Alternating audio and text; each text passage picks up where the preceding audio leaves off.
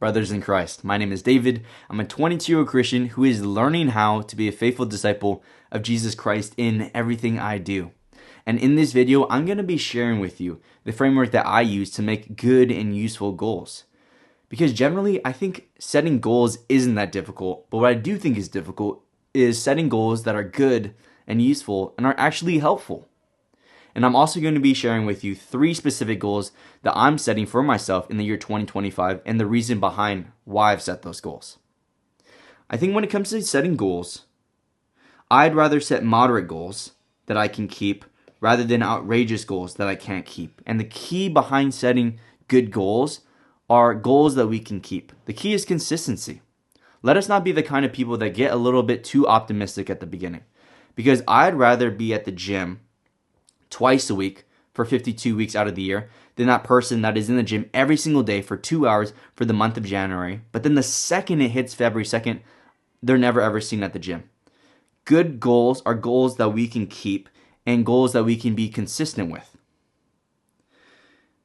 I think a great question that we need to be asking ourselves when it comes to setting good goals are our goals reasonable and realistic? Are our goals reasonable and realistic? I think a problem that I struggle with, I don't know if you struggle with this, but a problem that I struggle with is I've set ideal goals based on ideal circumstances. And the reason why that is not good at all is because it leads me to disappointment. Because in reality, ideal goals don't work because ideal circumstances don't work. Or don't happen. Because life is going to come at you. There's going to be curveballs. There's going to be surprises. And so instead of setting ideal goals based off ideal circumstances, a better way I start building my goals is asking myself, what is the bare minimum I'm not willing to negotiate with, right? Non-negotiate, right? That's negotiate right there.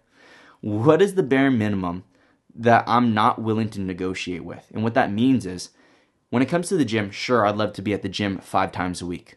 But reality is, man, sometimes I have the paper I need to write and I can't go to the gym. Sometimes I have my family duties that I got to do and I got to prioritize. Sometimes I have work and the workload is a little bit busy. And so a goal that I know I can keep, a goal that I know I can achieve is at least twice a week.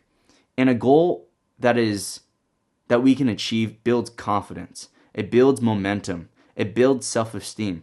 Because when we say we're going to do something and we meet it, that is confirmation that what we say is what we're going to do. And so a great goal that builds confidence, builds self-esteem, and builds momentum is a goal that we can keep. A moderate goal that is reasonable and realistic. Not an ideal goal based off ideal circumstances, but starting from the bare minimum and not willing to negotiate with the bare minimum. When it comes to the purpose of a goal, what is a goal? A question that we need to be asking ourselves is, where are we right now and where do we want to go? And what a good goal is, what defines a good, useful, and helpful goal is the how, right? And so we need to know who we are and we need to know who we want to become, right? We need to know where we are right now and where we want to go. And all a goal is the how. How are we going to get from point A to point B? That's what defines a goal that is useful, helpful, and good.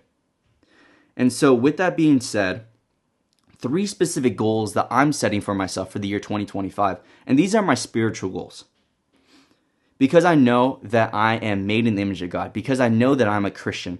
And because where I want to go is I want to become like Jesus. And how I do that is by being with Jesus and spending time with Him in the Word and in prayer and by being part of the church. These are my goals that are going to allow me to get from point A to point B. Number 1, wake up at 7 a.m. every single day. And of course, I would love to wake up at 4:30 a.m. I love waking up early, but I know who I am. I know the way that I'm wired. I know what my schedule, my lifestyle is like. And I know going to bed at 7 p.m. or 8 p.m. or 9 p.m. isn't realistic. And so setting an alarm at 7 a.m. and waking up at 7 a.m. is something I know I can do consistently. And I know it's reasonable and realistic because if my bare minimum is to get at least 7 hours of sleep, I just need to go to bed before 12 a.m. and that's perfectly realistic for me. That's why I've set that goal for number 1. Number 2, read 30 minutes of the Bible before bed. I'm a kind of person where my mind's always wandering. I'm always worried. I'm always anxious. I'm always thinking of what can happen, what I did, how I should have done differently, and I have a hard time winding down. And so being able to read the Bible before bed allows me to be with God, allows me to meditate on His Word, and allows me to rest in God's character, knowing that God's larger than my problems, knowing that God's comfort and His peace surpasses all the worries and all the anxieties that come my way, and knowing that He's a God that listens to me, a God that's there for me, a God that's with me, a God that I can cast all my cares on. That's what I want to do before bed, so I can seek refuge in Him, seek His peace, seek His comfort, so I know I can rest easy at night. That's why I want to read the Bible before bed. And lastly, silence of solitude. Knowing that my lifestyle is super quick, super fast paced, I don't think it's unrealistic to stop 30 minutes out of the week and just to sit in silence, to meditate on His Word, to be in prayer. Because I think sometimes our fast lifestyles also need to be disrupted. I think sometimes we need to slow down so we can take account and be present and to be able to acknowledge the things that we're experiencing and the things that God has blessed us with. And that is the reason why I decided to set those 3 specific goals, because I understand who I am now and I understand that I want to become like Christ. And those 3 goals are the hows. How am I going to get from point A to point B? And those are goals that are set on based on the bare minimum that I'm not willing to negotiate with. Those are not ideal goals based on ideal circumstances, but goals that are reasonable and realistic. Those are moderate goals that I can keep, that will build confidence, build self-esteem, and build momentum. Brothers in Christ, let's keep chasing after God, and let's be more like Jesus. Brothers in Christ, I hope you have an amazing, blessed rest of the day, and I'm praying for a fruitful 2025. God bless. Peace.